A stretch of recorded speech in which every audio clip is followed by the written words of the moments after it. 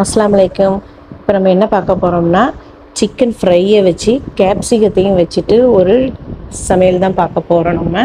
அதுக்கு ஒரு பாத்திரத்தில் ஒரு 3 டீஸ்பூன் நல்லெண்ணெய் தான் சேர்த்துருக்கேன். ஏன்னா அது சேர்த்துட்டு பாதி பல்லாரி மட்டும் நீல வாக்கில் கட் பண்ணி போடுங்க. கட் பண்ணி போட்டு இது நல்லா வதங்கட்டும். இது வதங்கிக்கிட்டு இருக்கும்போது இஞ்சி வெள்ளைப்பூடு பேஸ்ட்டு அதையும் அது கூட ஒன்றா சேர்த்து வதக்குங்க. நீங்கள் சிக்கன் எவ்வளோ எடுத்துருக்கீங்களோ அதுக்கு தகுந்தாப்பில் அதை எடுத்து வதக்கிக்கிடுங்க. இது நல்லா வதங்கி வர்ற சமயத்தில் நம்ம ஒரு பல்லாரி 1.5 பல்லாரி மாதிரி இருக்கும். அதை நான் வந்து மிக்சியில் பல்ஸ் பண்ணி எடுத்துக்கிட்டேன். ரொம்ப சதன்னு அரைக்காமல் லேசாக சதன்னு வச்ச மாதிரி கட் பண்ண மாதிரி இருக்கட்டும், இடித்த மாதிரி இருக்கட்டும்னு சொல்லிவிட்டு அப்படி தான் நான் பல்லாரி வந்து இதை நான் பல்ஸ் பண்ணி நான் எடுத்து வச்சுருக்கேன். இந்த பல்லாரி அதையும் நான் அந்த பல்லாரி இஞ்சி வெள்ளைப்பூடு பேஸ்ட்டோடு போட்டு நல்லா வதக்கி எடுக்கிறேன். இது வதக்கி எடுத்துக்கிட்டு இருக்கும்போது ஒரு 2 தக்காளி பழம், ஒரு பல்லாரி அதை மிக்சியில் நல்லா பேஸ்ட் மாதிரி அடித்து எடுத்துக்கிடுதேன். அதையும் அது கூட ஒன்றா சேர்த்து மிக்ஸ் பண்ணுறேன். இது நல்லா சேர்த்து நல்லா கிண்டி மிக்ஸ் பண்ணி எடுக்கும். நம்ம இது கூட நம்ம தண்ணி எதுவுமே நம்ம சேர்க்க வேண்டாம். தீயை சிம்மில் வச்சுக்கிடுங்க. சிம்மில் வச்சுக்கிட்டே நல்லா வதக்கி விடுங்க. இது நல்லா வதங்குறதுக்கு ஒரு 5 நிமிஷம் மட்டும் நம்ம மூடி போட்டு வச்சுருந்தா போதும். நல்லா இதோட நல்லா சாஃப்டாக வெந்துடும். இந்த பல்லாரி தக்காளி எல்லாமே கூட்டெல்லாம் மிக்ஸ் ஆன மாதிரி வெந்துடும்.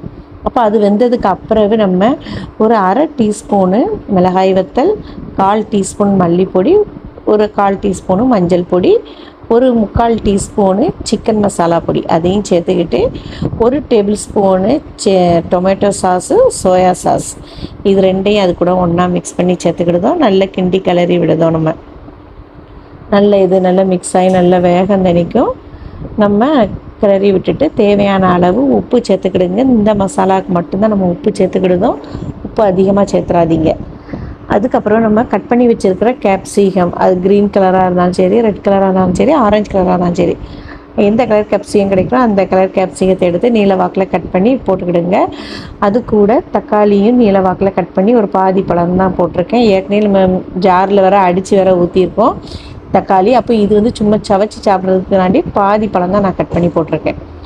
இதெல்லாம் போட்டு நம்ம நல்லா மிக்ஸ் பண்ணி நம்ம எடுப்போம். கேப்சிகம் எவ்வளோக்கு எவ்வளோ நம்ம நிறைய சேர்க்குறோமோ அவ்வளோக்கு இந்த கிரேவி நல்ல டேஸ்ட்டாகவும் இருக்கும், நமக்கு சாப்பிட்றதுக்கும் நல்லாயிருக்கும் நமக்கு. அதுக்கப்புறம் கொஞ்சமாக கருவேப்பிலை அதையும் எடுத்து அதில் ஒன்றா போட்டுட்டு நல்லா மிக்ஸ் பண்ணுறோம். மிக்ஸ் பண்ணிவிட்டு அந்த மிக்ஸி ஜாரில் ஒரு 1/4 டம்ளர் தண்ணி ஊற்றி அலசி அதில் ஊற்றின தண்ணி தான் அது. ரொம்பலாம் நான் தண்ணி ஊற்றலை.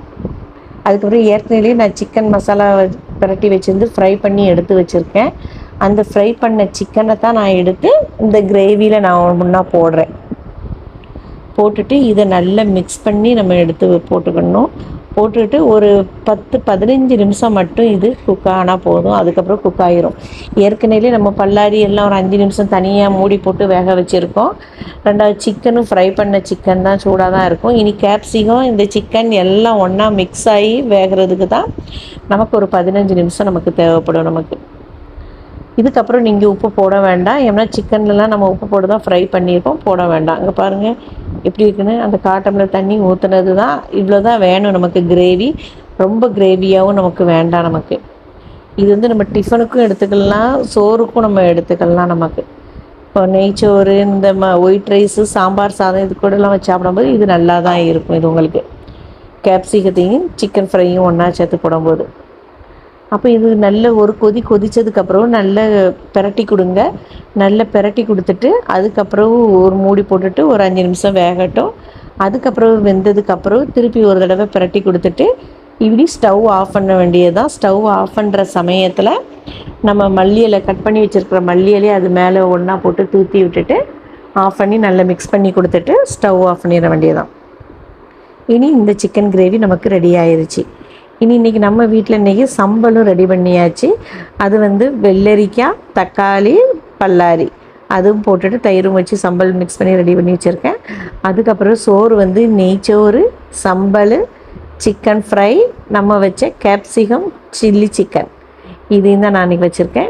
இதையும் தான் இன்றைக்கி எடுத்து அதோட ஒன்றா வச்சுக்கிறேன், ரைஸில் வச்சுக்கிறேன். இது கொஞ்சமாக அந்த கிரேவி ஊற்றினாலும் போதும், நம்ம சோறு ஃபுல்லாகவே நம்ம வச்சு சாப்பிட்டுக்கலாம்.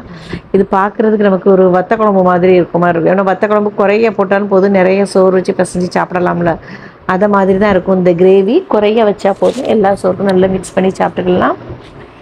இன்றைக்கி எங்கள் வீட்டோட மத்தியானம் லஞ்சு வந்து இன்றைக்கி எங்களுக்கு இப்படி தான் போச்சு. சிக்கன் கிரேவியும் நெய்ச்சோறும் சம்பலும் ஃப்ரையும் தான். நீங்களும் இதே மாதிரி இதே மெத்தடில் ஒரு தடவை ட்ரை பண்ணி பாருங்கள். உங்கள் வீட்டில் உள்ளவங்க எல்லாருக்குமே ரொம்ப பிடிக்கும். நமக்கும் வேலை ரொம்ப சிம்பிளாக முடிஞ்ச மாதிரியும் இருக்கும். நமக்கு இந்த சிக்கன் கிரேவிக்கு நமக்கு ரொம்ப வேலை பார்த்த மாதிரியே இருக்காது. நமக்கு என்ன ஃப்ரை பண்ணிவிட்டு டக்குன்னு எடுத்து மசாலா போடுறது தானே. அதுதான். வீடியோ பிடிச்சிருந்ததுன்னா சப்ஸ்கிரைப் பண்ணுங்கள். அலைக்கும் சலாம்.